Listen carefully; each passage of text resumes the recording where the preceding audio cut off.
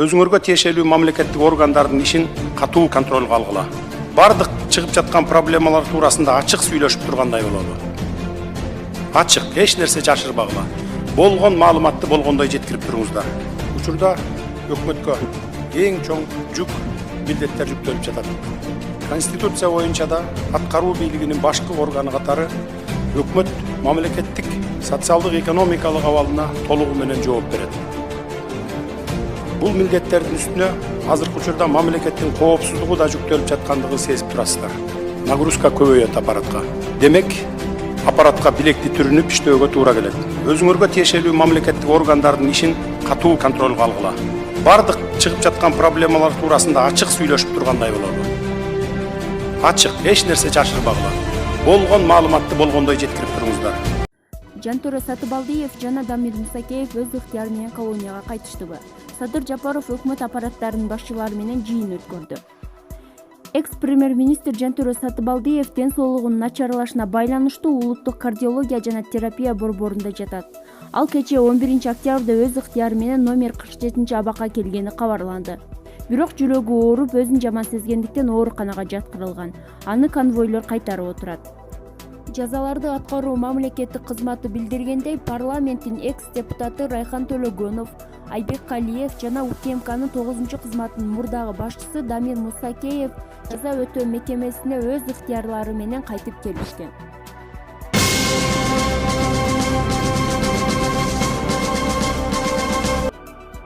Кыргызстандын премьер-министри Садыр Жапаров өкмөттүн аппаратынын түзүмдүк бөлүмдөрүнүн жетекчилери менен жыйын өткөрдү. Бул тууралуу өкмөттүн аппаратынын маалыматтык камсыздоо бөлүмү билдирет. Садыр Жапаров өлкө чоң саясий жана экономикалык реформалардын алдында турганын белгиледи. Өлкөнүн мындан ары өнүгүшү үчүн туруктуулукту сактоо маанилүү. Бардык мамлекеттик органдар штаттык режимде иштеши зарыл. Биздин алдыбызда мамлекетти башкаруу тутумун оптималдаштыруу жана бюрократиялык тоскоолдуктарды азайтуу, экономикалык активдүүлүктү калыбына келтирүү жана бизнести колдоо боюнча милдеттер турат. Бул багыттагы иш-чаралар кыска убакыттын аралыгында аткарылууга тийиш, деди ал. Жыйындын соңунда өкмөттүн аппаратынын түзүмдүк бөлүмдөрүнө бир катар тапшырмалар берилди.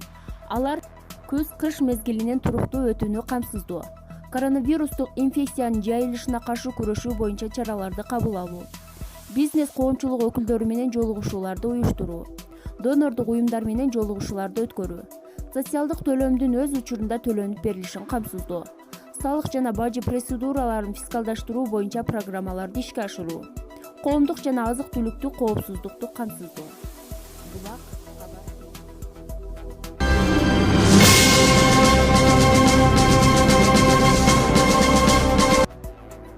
Жээнбеков экс-президент Роза Отунбаева менен жолукту. Ортодо эмне кеп болду? Өлкө башчысы Сооронбай Жээнбеков экс-президент Роза Отунбаева менен жолугушту. Кабарды мамлекет башчынын маалымат катчысы Толгон Айстамалиева тастыктады. Тараптар өлкөдө түзүлгөн кырдаалды талкуулап, андан чыгуу үчүн жалпы улуттук консенсуска келүү зарылдыгын айтышты. Жолугушуу жекшемби күнү болду. Президент өлкөдөгү абалга тынчсызданып, андан чыгуу боюнча өз көз караштарын сунуштаган баардык коомдук жана саясий ишмерлер менен жолугууда, деп айтылат билдирүүдө.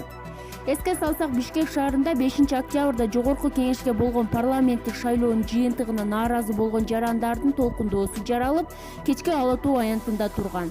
Ал эми кечинде аларды күч органдары кууп таратууга аракет кылган. Көп өтпөй эле кайрадан Ала Тоо аянтына келип, андан соң Ак үйдү басып алган. Кийин экс-президент Алмазбек Атамбаевди, Садыр Жапаровду жана бир катар саясатчыларды абактан бошотуп алган. 6-октябрда БШК шайлоонун жыйынтыгын жокко чыгарган. Кечинде парламент премьер-министрликке Садыр Жапаровдун талапкерлигин жактырган. 7-октябрда ар кайсы ишканалар аларды басып алууга аракеттер болгонун айткан. Митинг уланып, митингчилердин бир бөлүгү Садыр Жапаровду колдосо, экинчиси люстрация мыйзамын талап кылган. 8-октябрь күнү президент Сооронбай Жээнбековго айрым депутаттар импичмент процедурасын баштаганын кабарлашты. 9-октябрда 4 партия башын бириктирип, премьер-министрликке Өмүрбек Бабановдун талапкерлигин сунуштады. Алмазбек Атамбаев менен Өмүрбек Бабановдун колдоочулары Ала Тоо аянтындагы митингге кошулуп, тараптардын ортосунда кагылышуу болгон. Атамбаевдин автоунаасына ок атылган.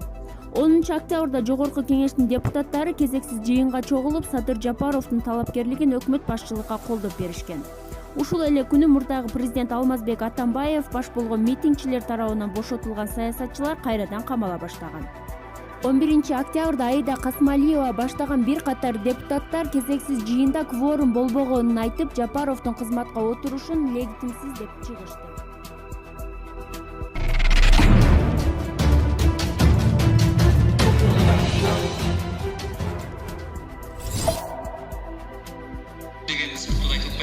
Бул биринчи суроо менен Сооронбай Жээнбеков менен жолукканда кызматтан кетүүдөн башка дагы эмнелер жөнүндө сүйлөштүңүз?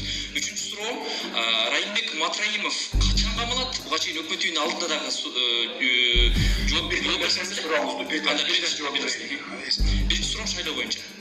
Шайлоо боюнча эми ушул партиялык система менен коррупциялык, бул партиялык система деген өзү бизнес экен. Бардыгыңыздар көрдүңүздөр. Эл журт дагы билди. Жаш баладан баштап 90-100гө чыккан карыяларга чейин билди бул партиялык система, бул бизнес системасы экен. Алдына бир чоң бизнесменди коюп олигархтарды акча менен туруп алып, анан келип бардык коррупцияларга аралашканын көрдүк. Мен өзүм 2010-жылы партиялык система менен депутат болуп келгенмин. Мунун ошол кандай коррупцияга, бул системанын мамлекетке зыян келтиргенин мен өз көзүм менен көргөн билем. Ошондуктан менин сунушум бир мандаттуу парламент деп сунуш кылып атамын. Кудай буйрса ошо бир мандаттуу парламент болот деп турам. Анан президент болот, жаңы конституция боюнча курултай системасын киргизебиз деп турам да. Эми буну мен эми таңуулап эле мен ушундай болот дей бербейм, бирок саясий күчтөр менен ошо конституциялык кеңешме түзүп, ошол кеңешме менен кеңешип, анан кийин чечебиз аны. Президент менен жолукканда эмне жөнүндө сүйлөштүңүз? Президент менен жолукканда ошо бүгүнкү күндү талкууладык. Эгерде азыр депутаттарда кворум болуп жыйналып, бүгүн бекитип берсе, менин кандидатурамды жана өкмөттүн курамын бардыгын бекитип, ушул процедура бүткөндөн кийин 2-3 күндүн ичинде арыз жазып берем деп сүйлөштүк. Арыз жазып. Райымбек Матраимов жөнүндө айтып кетсеңиз, качан камалат? Райым Матраимовду издеп атышат азыр. Менин маалыматым боюнча, мага жеткен маалымат боюнча күч органдары издеп атат. Төртүнчү суроо бул жалпы эле журналисттерге тиешелүү. Ушу коркутуулар, Садыр Жапаровду колдобосоң, башка кылып кетебиз, талкалап кетебиз деп жалпы эле мына журналисттердин бардыгы калпай турбайт, аябай коркутуу түшүп атат. Жеке өзүмдү Азаттык радиосу редакциясынын атынан айтсам, биз мыйзамдуулук жана акыйкаттуулук үчүн биздин чыккан редакциядагы макала, баяндардын бардыгын карап көрсөңүз, эч бир күчкө жок, биз мыйзамдуулукту гана аныктап атабыз. Ошол боюнча журналисттердин коопсуздугу айрыкча кандай сакталат? Сөз эркиндиги жөнүндө дагы ушу сөзүңүздү элдин алдында алып алсак. Азаттык анча-мынча бурмалап берген материалыңарды мен да окудум. Анча-мынча бурмалап берип атасыңар фактыларды. Ошон үчүн балким ошентсе керек да. Башка журналисттерге эч кандай кысым да болгон жок, мындай кандай десем мен бир ушундай фейковый маалыматтарды тараткан үчүн ушундай болуп атат да. Эми мындай да журналисттер. Мындан ары мен сиздердин күчүңүздөргө таянам. Коррупция менен күрөшүү боюнча сиздердин жардамыңыздар керек болот. Мисалы буга чейин бардык баягындай коррупция менен аралашкан моменттерди тартып, мисалы жана Али Токтакуновдун программасы жөнүндө айтып атам да. Ошондой болгон учурда кайра аны менен ошолорго рахмат айтыштын ордуна кайра аларды каралап бийлик тараптан ушундай болгон учурлар болгон да. Эми мындан ар бир журналисттин ошондой иликтөөсү болсо, иликтеңиздер. Коррупцияны иликтеп, тактап, бир жактылуу болбосун. Сиздерден суранам, бир жактылуу болбосун. Тактап, качан гана фактыларды далилдеп 100% бергениңиздерде сөзсүз түрдө мейли ким болбосун жазага тартылат. Мен коррупция менен күрөшүү боюнча мен 100% сиздерге сөз берип кетем. Бир дагы журналисттин ушундай коррупцияны аныктап чыккан материалы жөн калбайт. Анан эскертип кетем сиздерге. Бир журналист кандайдыр бирөөгө кастыгы болсо, же болбосо өчү болсо, анан бир фактысы жок, далили жок нерселерди чыгара бересиздер да кээ бир журналисттер. Эми баягы азыр соцсеттерде деле ошентип атпайбы? Андайга барбаңыздар.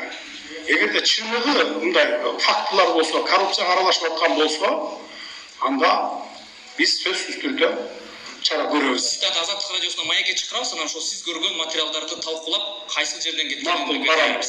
Сиз сөз берсеңиз, Азаттыкка маекке чакырабыз. Барабыз.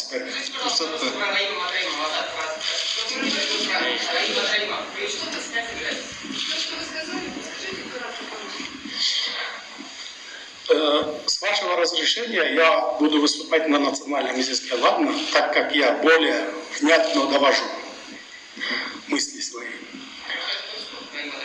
Райым Матраимов боюнча эми азыр материалдарды карайбыз. Мен эми бүгүн эле болдум да, мен бүгүнкү күнгө чейин жаңы ишке киришип атам. Анан карайбыз материалдарды, алабыз, анан ишти баштайбыз.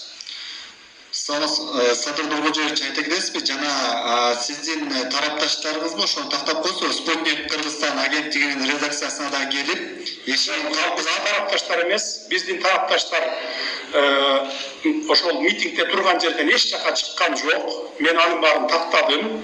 Ал силердин журналисттерге барып аткан ал жана провокаторлор, биздин оппоненттер. Мисалы, мына мен көчөгүнү көрдүм. Алмазбек Атамбаевдин машинесин аткылабадыбы? Эки бала аткылап аткан. Ал өзүнүн охраналары болуп чыкты. Ал ошондой жасап, сценарий кылып жасап, анан биздин кишилерге жаманатты кылып көрсөтүш үчүн атайы жасалган иш-чара болчу. Ал өзүнүн жакындары болуп чыкты. Эми элестетиңиз, тал түшүндө күндүз бети баш ачык, анан аткылап атпайбы? демек башка